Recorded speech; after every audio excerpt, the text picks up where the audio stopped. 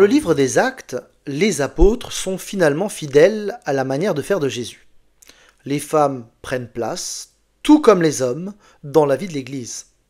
On a de nombreuses références dans le livre des Actes qui nous permettent de l'affirmer, avec des hommes et des femmes qui prient, qui sont ensemble le jour de la Pentecôte, Saphira qui est considérée responsable comme son mari Ananias. On a des hommes et des femmes qui sont persécutés. C'est donc que tous annoncent l'évangile et qu'ils l'enseignent. Alors peut-être qu'ils enseignent de femme à femme, c'est possible, probablement même à l'époque. Pierre semble valoriser le service de Tabitha, la ressuscite, ce qui indique la valeur, l'attention de Paul envers les femmes. Marie met sa maison à disposition pour les réunions. Paul évangélise des femmes. Lydie devient croyante et est baptisée. On a d'ailleurs plusieurs femmes de la haute société qui se convertissent à Thessalonique. On a Luc qui nomme plusieurs personnes qui ont joué un rôle important dans l'Église. On a Denise, Crispus, mais on a aussi des femmes, comme Damaris. On a aussi cette amitié très forte entre Paul et Priscille et Aquilas, avec ce couple qui va largement collaborer avec Paul. Paul va emmener ce couple à Éphèse, où il va établir une sorte d'institut biblique pour toute l'Asie, et on retrouve ensuite ce couple qui, repère, va enseigner Apollos. On a aussi la mention que Philippe avait 4 filles qui prophétisaient, ce qui semble pas du tout déranger Paul. Donc, sur le livre des Actes, il y a un certain consensus. Les femmes se convertissent de la même manière, elles reçoivent le même esprit, elles ont des dons comme les hommes, la vie d'église est partagée par les hommes et les femmes, et on a donc des femmes qui prient avec des hommes, et il faut dire qu'il y a des femmes qui participent à une forme d'enseignement. La question c'est quelle forme ? Est-ce que c'était public ? Est-ce que c'est du 1 à 1 ? Est-ce qu'elles enseignent des femmes seulement ? Pas évident. Et on a aussi des femmes qui prophétisent. Là aussi, il va falloir définir ce que ça veut dire. Le débat porte justement sur la forme de l'enseignement des femmes. Est-ce que c'est uniquement l'annonce de l'évangile ? Est-ce qu'elles témoignent de Christ mais n'enseignent jamais ? Est-ce qu'elles enseignent uniquement les femmes ou dans un cadre uniquement privé, dans les maisons mais pas en grand groupe ? Bon, là il y a une zone de débat. Dans les épîtres, nous avons déjà abordé les textes les plus significatifs, je ne vais donc pas y revenir. Mais il faut noter que dans toutes ces lettres, on a bien un seul salut en Jésus. C'est par la repentance et la foi en Jésus que les hommes comme les femmes sont sauvés. Ensuite, la vie de disciple concerne les hommes et les femmes. C'est vrai qu'il y a des particularités sexuelles signalées dans les lettres, sur l'habillement par exemple, mais sur la vie de piété, la consécration, l'action de l'esprit, l'importance de la parole, l'accès au salut, concernent les hommes et les femmes. Les avertissements contre les faux prophètes, les fausses doctrines, les déviations, les perversions, sont adressés à tous les chrétiens. L'action de l'esprit ne semble pas être déterminée par le genre sexuel du chrétien. C'est lui qui donne les dons aux uns et aux autres et qui qualifie chacun selon sa grâce souveraine. Et puisque Dieu donne accès au même salut, au même esprit, au même baptême, qu'il appelle à former un seul et même corps, sans distinction de statut social, de culture ou de genre sexuel, est-ce qu'il ne faudrait pas y voir une forme d'égalité ? Égalité parfaite ? Certains le pensent, on l'a vu. D'autres considèrent qu'il y a une limitation dans l'Église, voire dans le cadre du culte. Il faut encore noter que Paul, si souvent injustement taxé de misogynie, mentionne de nombreuses femmes dans ses épîtres, en plus de celles qu'on a déjà rencontrées dans Actes. Il suffirait de parler de Romains 16 pour s'en convaincre, parce que dans ce texte, dans les salutations de l'épître aux Romains, parmi les personnes dont l'engagement dans la vie de l'Église est précisé, les femmes sont majoritaires. À tel point que le professeur Lampe, dans son étude sur les noms de Romains 16, se demande si la situation des femmes à Rome était exceptionnelle. On peut en mentionner quelques-unes. Phébé. Les traductions vont très largement orienter la lecture du passage, parce que le mot utilisé pour elle, c'est diakonos, et il peut recouvrir un certain nombre de sens. Certains y voient une simple servante au sens le plus faible des mots, là où d'autres y voient une servante à plein temps, et là vous avez toute la gamme des possibilités qui a été conjuguée sur ce verset. On peut en tout cas affirmer que l'idée d'une servante au sens le plus faible du mot est difficilement tenable, parce qu'elle semble avoir exercé un ministère reconnu de tous à Sancré. Par ailleurs, Paul semble suggérer qu'elle est intervenue avec force pour lui et pour d'autres, avec une certaine autorité. Alors, est-ce qu'elle était en charge d'un ministère au sens fort? Est-ce que c'était une noble avec le bras long? Difficile de savoir. La demande en tout cas que Paul fait à son égard est très forte. L'Église doit se mettre à son service. Elle est citée en premier, et si on s'en tient à la pratique de l'époque, la personne qui est citée en premier, c'est la personne qui apporte la lettre et qui l'enseigne. Or, nous avons ici une lettre doctrinale. Certains suggèrent donc que Paul l'a mandatée, elle, pour enseigner cette lettre. D'autres pensent qu'elle a été mandatée pour faire des copies de la lettre, et que c'est pour cette tâche uniquement que Paul demande à l'Église de se mettre à son service. Le sujet est très débattu. Un autre personnage est Junia. C'est un nom qui a fait débat pendant plusieurs années. Pendant longtemps, des traducteurs mettaient le masculin Junias au lieu de Junia. Mais le bibliste américain Eldon J. Epp a démontré que le nom masculin Junias n'existe pas. On n'a pas un seul document, aucune inscription, ni aucun monument public qui n'atteste ce nom. Il y a donc aujourd'hui un consensus mou pour reconnaître que Junia est bien une femme. Par contre, certains contestent encore l'identité et d'autres discutent encore la question du statut d'apôtre. Parce que le texte peut vouloir dire « connu des apôtres », alors est-ce qu'elle était apôtre et connue des apôtres, ou est-ce que c'était quelqu'un qui était connu par les apôtres sans l'être?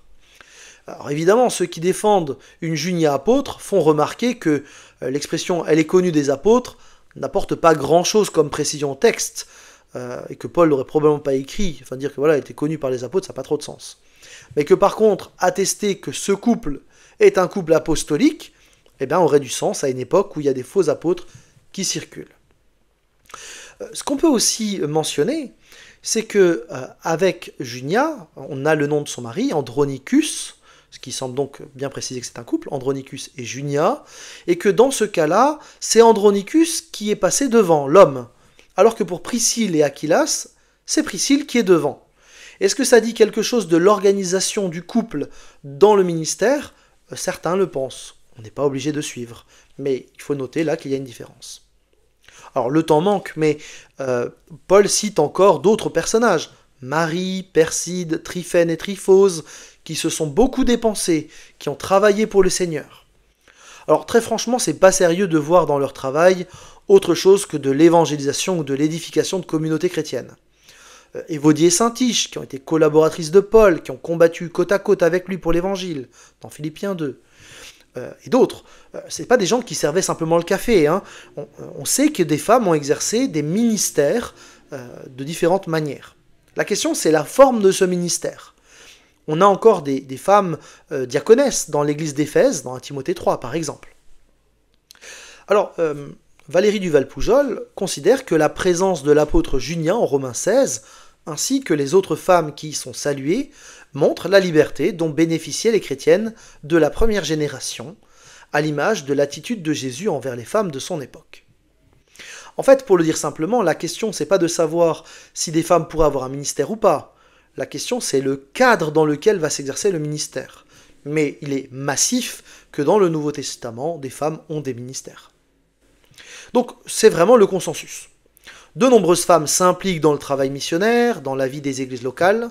Plusieurs sont collaboratrices de Paul. On a des femmes qui occupent des responsabilités. Alors, est-ce qu'il y avait une femme apôtre? On peut en discuter. Mais en tout cas, il y avait des femmes diaconesses, des femmes prophétesses et des femmes évangélistes à minima. Les dons spirituels semblent être donnés sans distinction de sexe. 1 Corinthiens 12 et les passages parallèles présentent des dons qui ne sont pas limités simplement aux hommes. Ce qui implique de fait qu'il y a des ministères associés à ces dons. Et même si ça ne nous renseigne pas sur le cadre dans lequel ces ministères sont exercés, il y a en tout cas des femmes qui ont des dons, et donc des ministères, et donc une certaine autorité associée à ces ministères. Enfin, quelle que soit l'interprétation autour du voile, eh bien des femmes pouvaient prier, prophétiser dans l'assemblée. Alors, le débat, eh bien, c'est de savoir qu'est-ce qu'on fait des enseignements divergents. Parce que, effectivement, dans les textes que nous avons lus au départ, dans 1 Corinthiens, dans 1 Timothée, on a, semble-t-il, une forme de limitation. Et donc, c'est là où se logent en fait les débats. Et il semble important de garder en tout cas la vue d'ensemble et en même temps de ne pas aller trop vite dans nos conclusions.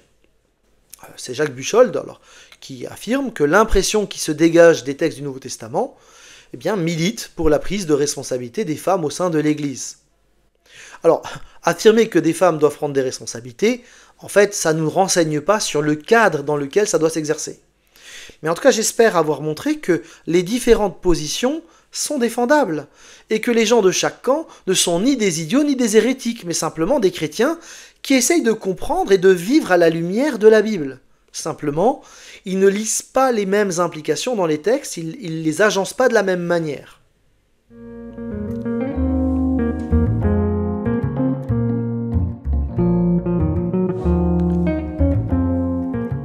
Même si cela sort un petit peu du texte biblique, il me semble utile de dire encore quelques mots sur les femmes dans les premiers siècles. Sylvaine Landrivion a détaillé largement le rôle des femmes dans les premières communautés chrétiennes. Dans les 3 premiers siècles, les femmes sont actives dans l'Église. Mais on préfère des femmes avec un statut dépourvu de connotation sexuelle. Donc on veut qu'elles soient vierges ou veuves. Des ministères féminins consacrés existent dans ces 3 premiers siècles. On en a largement la trace historique. Ainsi, au IIe siècle, Tertullien et Cyprien font l'apologie de ces femmes qui sont consacrées au Christ et qui sont très engagées dans le ministère. Certaines vivent dans leur famille une vie normale et sont impliquées comme enseignantes. On a des traces de correspondance de femmes éminentes, enseignantes dans l'Église, théologiennes avec certains des pères de l'Église. On a par exemple la Vierge Principia, qui correspond avec Jérôme, le traducteur de la Vulgate.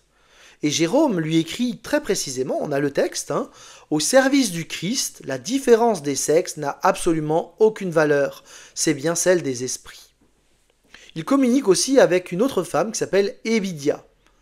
On connaît aussi la matrone Marcella de Rome, qui interpelle directement le pape parce qu'elle débusque des erreurs d'Origène, et elle sera écoutée, le texte sera amendé. En fait, c'est au fil des années que des hommes vont s'offusquer de la présence des femmes à ce niveau de responsabilité théologique. Et Sylviane Landrivion considère qu'ils vont trouver le moyen progressif de les écarter des sphères du pouvoir, usant de prétextes variés pour les écarter.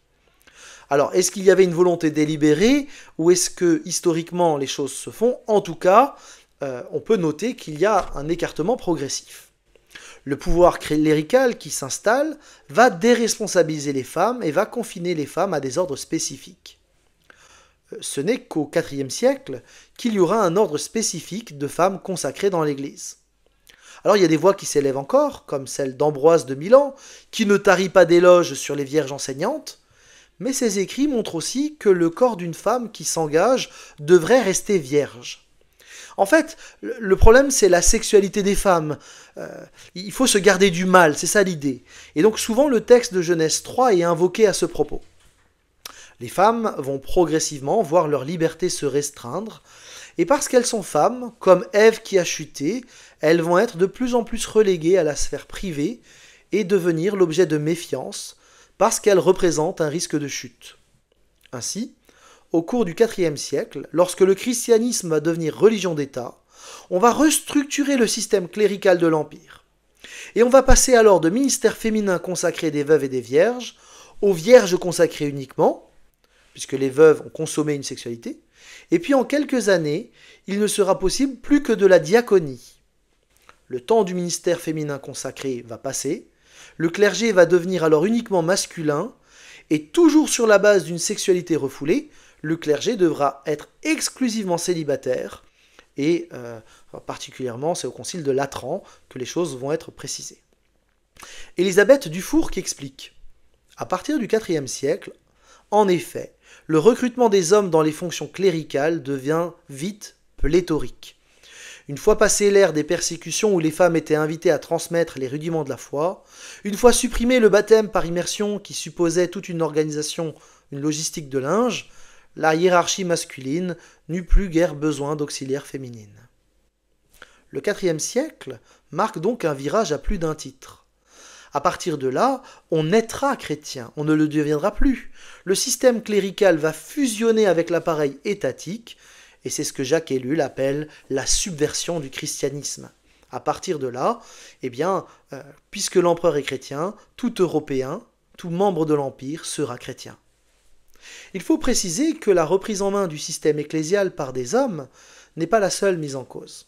En effet, il semble que bien des femmes qui participaient au mouvement hérétique, montanisme, les actes de Paul du IIe siècle, avec une virginité consacrée, mais aussi les préjugés masculins de l'époque, qui considèrent que les femmes ont une faible intelligence, une volonté moins grande, avec en trame de fond la chute d'Ève comme révélateur de ce fait, vont infuser très largement.